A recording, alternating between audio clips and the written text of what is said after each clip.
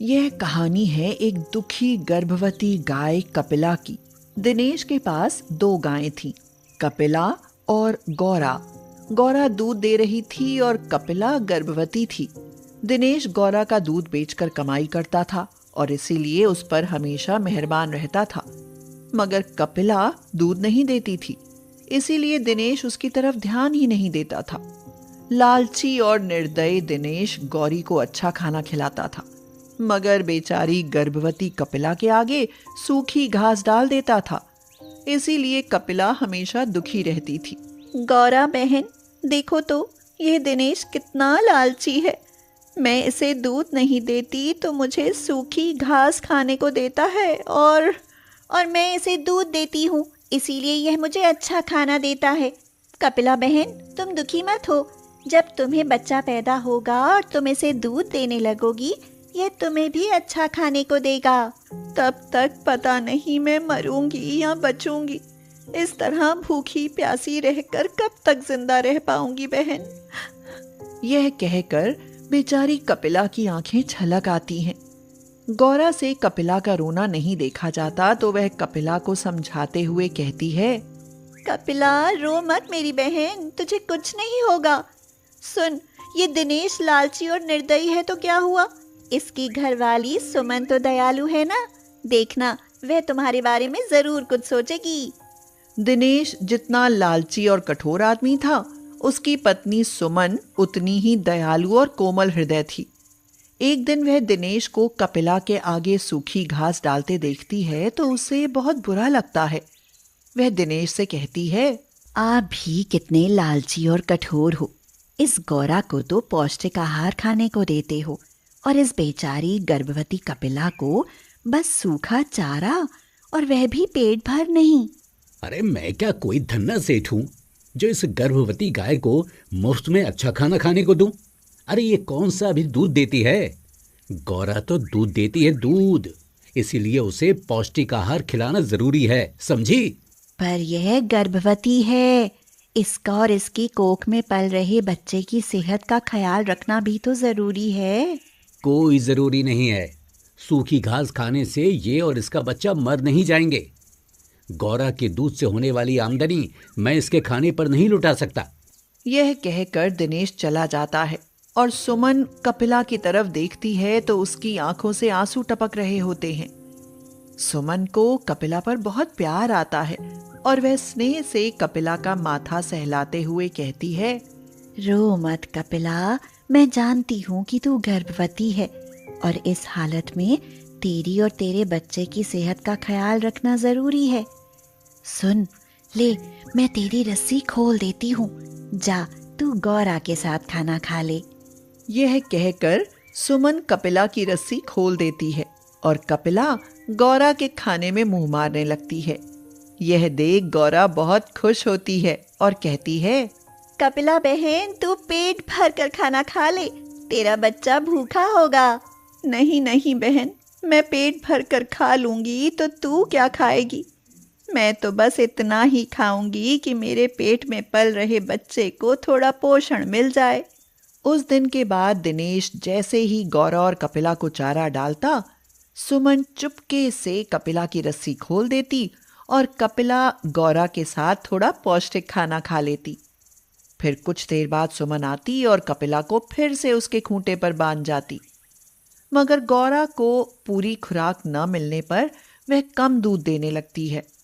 इससे दिनेश का माथा ठनक जाता है और वो सोचता है, क्या बात है, भरपूर खुराक खाकर भी गौरा कम दूध देने लगी है। आखिर इसे हो क्या गया है? ऐसा होना तो चाहिए नहीं, कुछ न कुछ गड़बड़ तो जरूर है। कोई गड़बड़ नहीं है, दूध तो कम ज्यादा होता ही रहता है ना। आप चिंता ना करें, गौरा 2-4 दिन में पहले की तरह दूध पर आ जाएगी। हाँ। दिनेश सुमन के यह कहने पर बात को भूल तो जाता है, मगर फिर एक दिन कपिला को गौरा के साथ खाना खाते देख लेता है। कपिला को गौरा का खाना खाते देख दिनेश को उस पर बहुत गुस्सा आता है और वो कहता है, अरे इस कमबख्त को किसने खोल दिया? इसकी ये मजाल कि गौरा का खाना खाए। थोड़ा खाना खा भी लिया तो कौन सा पहाड़ टूट पड़ा? यह भी हमारी ही गाय है, कल को यह भी तो दूध देगी। कल को दूध देगी ना, फिर आज अच्छा खाना क्यों खाए? आज से पूरे 4 दिनों तक इसे सूखी घास भी खाने को ना दूंगा, तब अकल ठिकाने आएगी इसकी। इतने निर्दयी मत बनिए। गौ माता है और वो भी गर्भवती। इसे भूखी प्यासी रखा तो पाप लगेगा। अरे जो लगना है लग जाए, पर इसे सजा तो मिलेगी। और सुनो, जो तुमने इसे खाना दिया तो तुम्हें भी घर से निकाल दूंगा, समझी? यह कहकर दिनेश कपिला को उसके खूंटे पर मजबूती से बांध देता है। बेचारी गर्भवती गाय खाना ना मिलने पर 2 दिन में ही कमजोर हो जाती है और उसे अपने बच्चे की चिंता सताने लगती है। गौरा बहन, इस दिनेश ने तो मुझे मारने की ठान ली है। मुझे और एक दिन खाना ना मिला तो समझ मैं और मेरा बच्चा तो मर ही जाएंगे। यह कहकर कपिला रोने लगती है तो गौरा से उसका रोना देखा नहीं जाता। गौरा उसे तसल्ली देते हुए कहती है, कपिला बहन रो मत, तुम्हें और तुम्हारे बच्चे को कुछ नहीं होगा। यहाँ से ना कुछ दूर एक जंगल है, तुम वहाँ चली जाओ। पर इस रस्सी से छुटकारा मिले तभी तो जा सकूंगी। मैं तो इतनी कमजोर हो गई हूँ कि रस्सी भी नहीं तोड़ सकती। पर मुझ में बड़ी ताकत है, लाओ तुम्हारी रस्सी मैं तोड़ देती हूँ। यह कहकर गौरा अपने मजबूत सींगों से खूंटे पर बंधी रस्सी को तोड़कर कपिला को आजाद कर देती है और कमजोर कपिला किसी तरह उठकर खड़ी हो जाती है और कहती है, अच्छा बहन गौरा, मैं चलती हूँ। अपना और अपने बच्चे का ख्याल रखना कपिला। ख्याल तो अब भगवान ही रखेगा बहन, जिंदा रही तो कभी जरूर मिलूंगी। यह कहकर कपिला घर से निकल ले और धीरे धीरे चलते हुए जंगल में आ जाती है। जंगल पहुंचकर कपिला खुश हो जाती है और कहती है, अरे यहाँ तो पानी का तालाब भी है और आसपास हरी हरी घास भी खड़ी है। पहले तो मैं पेट भरकर हरी घास खाऊंगी और फिर पानी पीऊंगी। यह कहकर कपिला पेट भर घास चरती है और फिर तालाब में पानी पीकर वहीं एक पेड़ के नीचे अपना आश्रय बना लेती है। इधर कपिला के जाते ही दिनेश अचानक बीमार पड़ जाता है। उसकी हालत बिगड़ती जाती है। वैद्य जी उसकी बीमारी को गंभीर बीमारी बताते हुए कहते हैं, दिनेश बेटा, तेरी बीमारी बड़ी गंभीर बीमारी है, पर मेरे पास इसकी दवाई है। उस दवाई से मैं ठीक तो हो जाऊंगा ना वैद्य जी? हाँ, हो जाएगा। ये कुछ गोलियां हैं बेटा, सुबह शाम 2-2 गोलियां गाय के दूध के साथ खा लेना, पर खाना गाय के दूध के साथ ही, वरना बिल्कुल ना खाना। हमारे घर में तो गाय दूध देती है वैद्य जी। अब बस ठीक है, फिर कोई दिक्कत नहीं, मैं चलता हूँ। कुछ देर बाद सुमन गाय का दूध लेकर आती है और दिनेश उस दूध से गोली खाने की सोचता है, मगर वह जैसे ही दूध का गिलास हाथ में लेता है, दूध अचानक से फट जाता है और दिनेश हैरानी से कहता है, अरे ये क्या सुमन, दूध तो फट गया। पर दूध तो ताज़ा था, फिर फट कैसे गया? रुको, मैं और दूध लेकर आती हूँ। यह कहकर सुमन और दूध लेकर आती है, मगर दिनेश के हाथ में आते ही वह भी फट जाता है। सुमन जितनी बार दूध लाती है उतनी ही बार दूध फट जाता है। यह देख दिनेश परेशान हो उठता है और हैरानी से पूछता है, आखिर ये हो क्या रहा है सुमन, दूध इस तरह फट क्यों जाता है? यह तो भगवान ही जाने क्या हो रहा है। हो सकता है हमारा दूध खराब हो। आप धीरज रखिए, मैं पड़ोस से दूध लेकर आती हूँ। सुमन पड़ोस से दूध लेकर आती है तो दिनेश का हाथ लगते ही वह भी फट जाता है।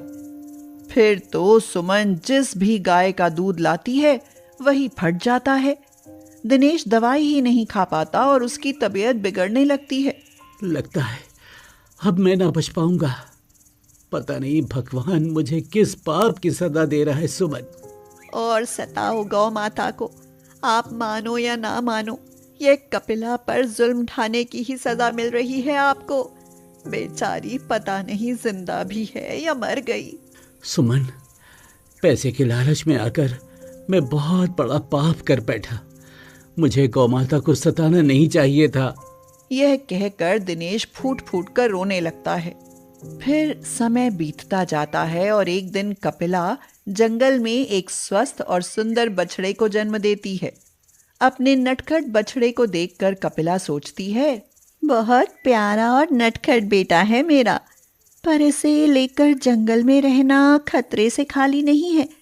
किसी दिन बाघ या शेर का शिकार बन सकता है। क्यों ना इसे लेकर अपने घर वापस चली जाऊं? अब तो मैं दूध देती हूँ, इसीलिए दिनेश मेरी और मेरे बच्चे की अच्छे से देखभाल भी करेगा। हाँ, यही ठीक रहेगा। यही सोचकर कपिला अपने बछड़े को लेकर घर की तरफ चल पड़ती है। कपिला घर आकर सबसे पहले गौरा से मिलती है। गौरा उसे और उसके बच्चे को देखकर फूली नहीं समाती और मारे खुशी के उसकी आंखें छलक आती हैं। वह कपिला से कहती है, कपिला बहन, कैसी हो? मुझे तो तुम्हारी बहुत याद आती थी। मैं भी तुम्हें बहुत याद करती थी बहन। अरे वाह, तुम्हारा बेटा तो बहुत प्यारा है। हाँ बहन।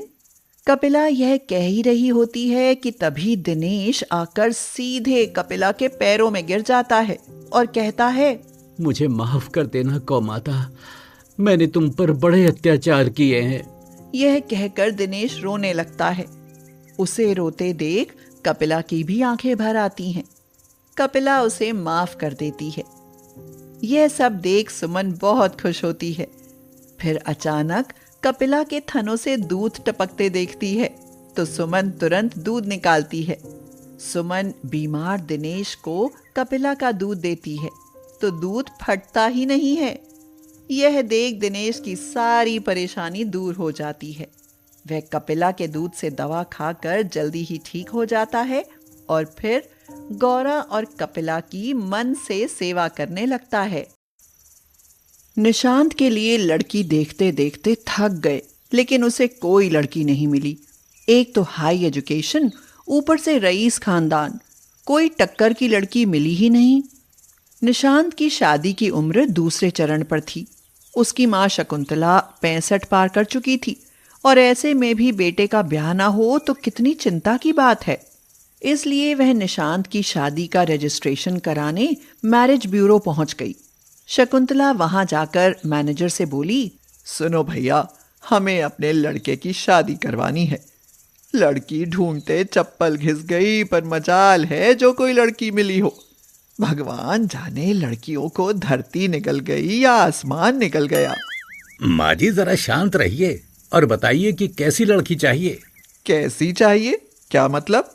गोरी हो, लंबी हो, रसोई में कुशल हो और हाँ, पढ़ी लिखी भी हो। कम से कम बीए पास तो जरूर हो। थोड़ी नाक और गर्दन भी लंबी होनी चाहिए। हाँ बस, फिर तो आपको लड़की मिल गई। अरे आपका बेटा बूढ़ा हो जाएगा और आप बिना बहू के स्वर्ग सिधार जाओगी। क्या कहा तुमने? मैं बिना पोते पोती के मर जाऊंगी? नहीं नहीं, मुझे तुम एक ऐसी लड़की दिखा दो जो बस मेरे कुल का नाम चला सके। मुझे और कुछ नहीं चाहिए। फिर तो ठीक है, एक लड़की है मेरे पास, लेकिन ऑस्ट्रेलिया की है। उसकी माँ भारत की है, लेकिन उसने एक फॉरेनर से शादी की थी। लड़की सुंदर है, गोरी है, साथ में पढ़ी लिखी भी, और सारी खूबियां सभी में एक साथ तो नहीं मिलती। आप अपने बेटे का फोटो और बायोडेटा दे दीजिए, मैं आपको फोन करके बता दूंगा। सुनो भैया, क्या अभी बात नहीं हो सकती? लड़की की फोटो ही दिखा दो, बाकी बातें तो बाद में हो ही जाएंगी। ये देखिए फोटो। अरे वाह, लड़की तो बहुत गोरी चमड़ी की है। सुनो, अब देर ना करना। अगर लड़की की माँ राजी हो तो चट मंगनी पट ब्याह। हाँ। शकुंतला ने वहां से आकर घर में शोर मचा दिया। अरे कहाँ हो सब लोग? मैंने अपने निशांत का रिश्ता पक्का कर दिया है। सुजाता बहू, लोकेश, जल्दी बाहर तो आओ। क्या हुआ मम्मी जी? अरे ये पूछ क्या नहीं हुआ। इतने दिनों से निशांत के लिए रिश्ता ढूंढ रहे थे और आज देखो लड़की मिली है तो ऑस्ट्रेलिया की। बस कल रिश्ता पक्का ही समझो। मम्मी जी, आप और ऑस्ट्रेलियन बहू पसंद करके आई हैं, यकीन ही नहीं हो रहा। चलो अच्छी बात है, बस जल्दी से कोई लड़की मेरी देवरानी बनकर इस घर में आ जाए और इस घर का वंश आगे बढ़ाए। शकुंतला एकदम से भावुक हो गई और बोली, तुम चिंता मत करो बहू, भगवान एक दिन तुम्हारी गोद भी जरूर भरेगा। मम्मी जी, आपके प्यार ने ही तो आज तक मेरी उम्मीद को जिंदा रखा है, वरना मैं तो कब की टूट गई होती। निशांत भी एक तरफ खड़ा हुआ उनकी बातें सुन रहा था। शकुंतला ने अपने बच्चों को बड़ी मुश्किलों का सामना करके पाला था। बिना पिता के बच्चों को पालना कोई आसान काम नहीं होता। फिर भी वह अपनी जिंदगी में हमेशा संघर्ष करती आई थी, इसलिए निशांत की नजर में उनका ओहदा भगवान से भी ऊंचा था। वह कभी भी शकुंतला की कोई बात नहीं टालता था। अगले दिन मैरिज ब्यूरो से फोन आया कि लड़की वाले लड़के से मिलना चाहते हैं। शकुंतला झटपट तैयार हुई और निशांत के साथ मैरिज ब्यूरो पहुंच गई।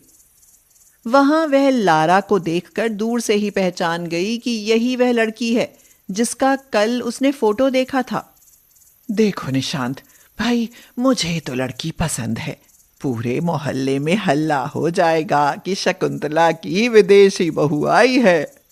माँ, पर वो ऑस्ट्रेलियन है। बिल्कुल चुप। जब मुझे दिक्कत नहीं तो तुम्हें क्या दिक्कत है? माँ, घर में पूरे दिन आप उसके साथ रहोगी, मैं नहीं। वो हिंदी में नहीं बल्कि आपसे अपनी भाषा में बात किया करेगी। कोई बात नहीं, भाषा नहीं समझ पाऊंगी तो वह इशारे से समझा दिया करेगी। बस अब तो खुश। वह मैनेजर से बोली, भैया मैंने तो उसे बहू मान लिया। अगर आप कहो तो उसे शगुन में अपने कंगन दे दूं। आपने तो पसंद कर दिया, मगर आपका लड़का भी तो उन्हें पसंद आना चाहिए। ये रहा मेरा लड़का। निशांत, नमस्ते करो बेटा। दोनों पक्षों में बात हुई और शादी पक्की हो गई और फिर खूब धूमधाम से दोनों की शादी हो गई। ससुराल जाने के बाद लारा का शकुंतला ने बहुत अच्छे से स्वागत किया। घर पहुंचते ही लारा ने घूंघट निकाल लिया। उसकी मां ने समझाया था कि भारत में लड़कियां ससुराल में जाकर घूंघट रखती हैं। उसे घूंघट करते देख शकुंतला बोली, ये क्या बहू, घूंघट निकालने को किसने कहा? इसे जल्दी से ऊपर करो।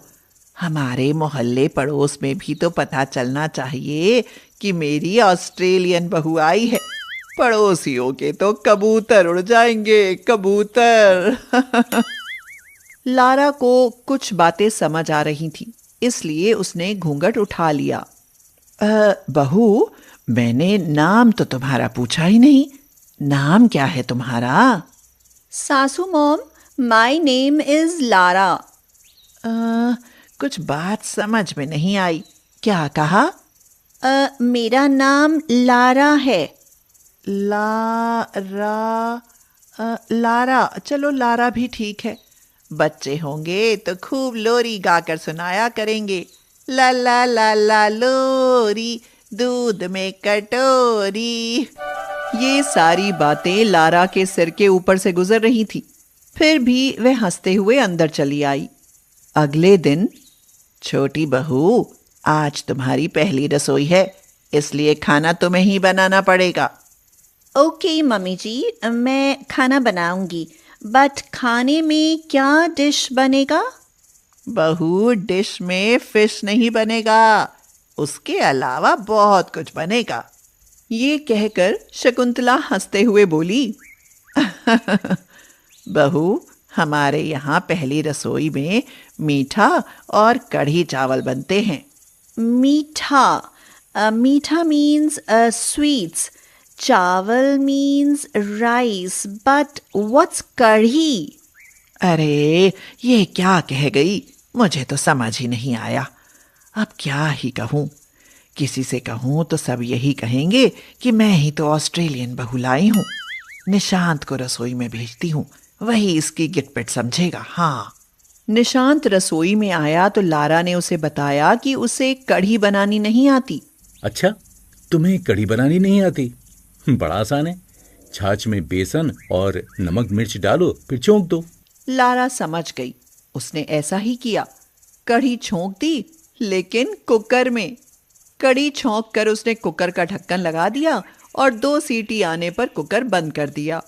कुकर की सीटी की आवाज सुनकर शकुंतला रसोई में आई और लारा से पूछा, बहू, ये कुकर में क्या बना रही हो? सासू मॉम, मैं कढ़ी बना रही हूँ। सत्यानाश! भला कुकर में कैसे कढ़ी बन सकती है? लगता है आज ऑस्ट्रेलियन कढ़ी खानी पड़ेगी। लेकिन शकुंतला ने कुकर खोलकर देखा कि उसमें बेसन की गांठें पड़ गईं। छाछ का फटकर पानी बन गया। उसमें से बुरी दुर्गंध आने लगी।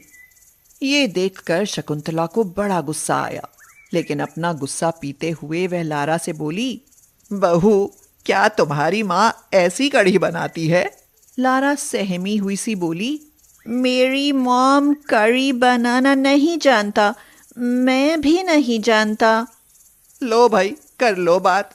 इसकी माँ भी नहीं जानता और ये भी नहीं जानता, लेकिन यहाँ तो पूरा भारत जानता है कि कढ़ी कैसे बनती है।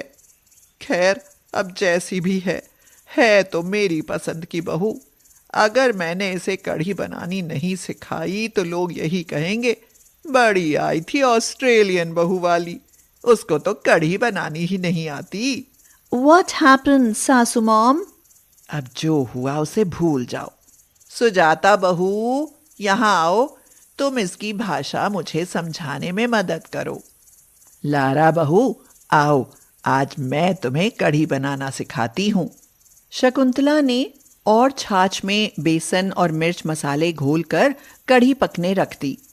तब तक सुजाता ने पकौड़ी बनाने और तड़के का सामान तैयार कर लिया। फिर उन्होंने कढ़ाई को तब तक पकाया जब तक उस पर लाल पपड़ी नहीं आ गई और उसके बाद तड़का लगा दिया। ओह माय गॉड, कितनी अच्छी खुशबू आता। खुशबू आता क्योंकि कढ़ी हम बनाता। ये सुनकर सुजाता और लारा दोनों खिलखिलाकर हंस पड़ी। और लारा ने कहा, सासू मॉम, आपने हमें कढ़ी बनाना सिखाया, इसके लिए थैंक्स। अब हम कढ़ी खुद से भी बना लेगा। बहू, कढ़ी ही नहीं बल्कि अभी तो मुझे बहुत कुछ सिखाना है, तभी तुम मेरी भारतीय बहू कहलाई जाओगी। You are very sweet mom. उसके बाद एक भारतीय सास और ऑस्ट्रेलियन बहू की जोड़ी खूब जमने लगी।